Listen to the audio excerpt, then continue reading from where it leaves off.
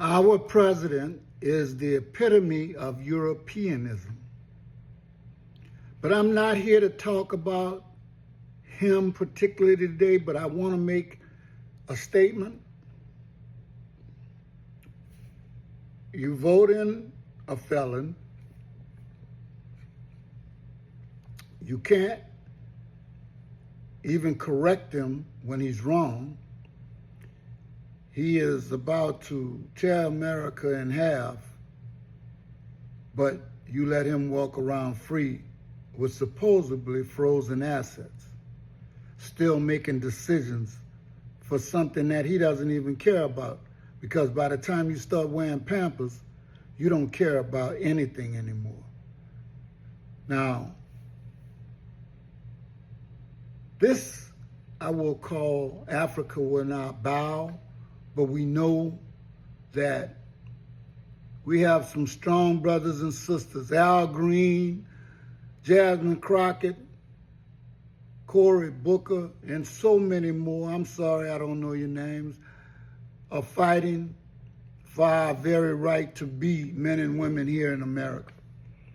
And I'm going a little bit off track, but I want to make sure that they know that we know and we love them.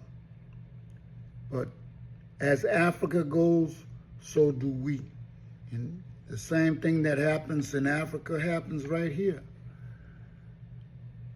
Let me tell you something. This is my narration of events, or maybe just a made-up video. But say, for instance, we were in Geneva, and we are attending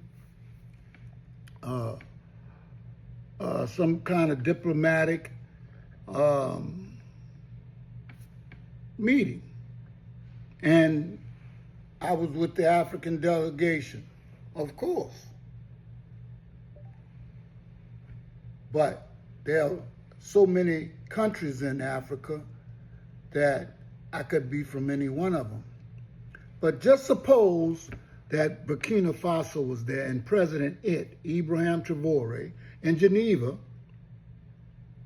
and the chandeliers and marble floors and the leaders are assembled, and everybody's thinking that it's going to be a routine partnership and discussion of things that world leaders talk about. But of course, our president comes up in there selling wolf tickets, and I'll tell you about that later. Expressing himself like he's the leader of the known world. So the routine is shattered when arrogance, that's who he is, walks in wearing a smirk, a voice that has the casual dominance that everybody's supposed to defer to him. But he looks over and he sees President and tells him, "You work for me," just like all the rest of you Africans. But these words are not just spoken to one man. They're spoken to a continent, to our ancestors, to every African child who has ever been told their worth depends on someone else's permission. But in that room stood a leader, President who understood something deeper.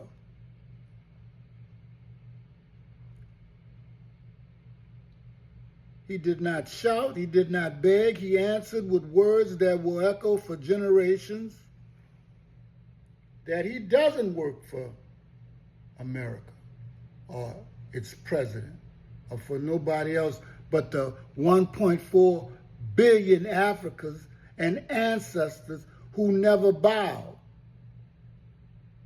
He also made a statement that you cannot hire what you can never afford. That's not defiance. It is just dignity, reclaiming its throne.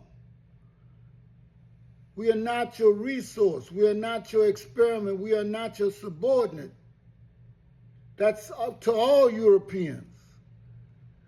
But why does this matter now? Because political independence without Psychological liberation is unfinished business because too many of us still seek validation from those who profit from our doubt. Because Africans in the diaspora, especially the United States, are still celebrating holidays that honor their oppressors, not their ancestors. We were a change of culture disguised as tradition. This must end. And why is a man called revolutionary when he decides to free himself? Because European propaganda has always painted liberation as rebellion, not justice, not talking about extraction and theft, murder, rape.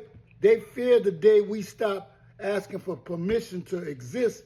That day is already here. True leadership is not loud, it is not theatrical, it is the calm that says, I know who I am and I will not bow. It is standing in a room where power expects your submission and answering with unshakable truth. Leadership is what Travore, President, it shows a refusal to negotiate dignity, a demand to be treated as a man, as a woman, as a people who know their worth. So I ask you, Africans in Accra, Addis, Lagos, Johannesburg, London, New York, will you keep dancing to songs written for your chains, or will you rise and write your own anthem? Will you keep honoring calendars that celebrate your conquest, or will you honor your ancestors who endured so you could stand? The time for apologies is over. The time for hesitation is over. The time for Africa is now. Build your own tables. Define your own holidays. Teach your own children that respect is not requested, it is claimed. Invest in Africa and innovate Africa. Speak for Africa. Stand with Africa. And when history asks you what you did, let the answer be clear. We stood, we spoke, we reclaimed, we rose. Africa will not bow, not today, not ever. When someone says you work for me, remember, Travore, remember the ancestors. Remember your worth. And when the world looks at Africa, let them see a continent not waiting for permission, but a continent writing its own destiny. Rise, Africa. Rise, this diaspora. Rise, children of those who never bowed. The world will not give us respect. We have to claim it. And when we do, we will not just change Africa, we will change the world. Now, before I let you go, I love my people. But just because you love something don't mean sometimes that they're going to treat you right.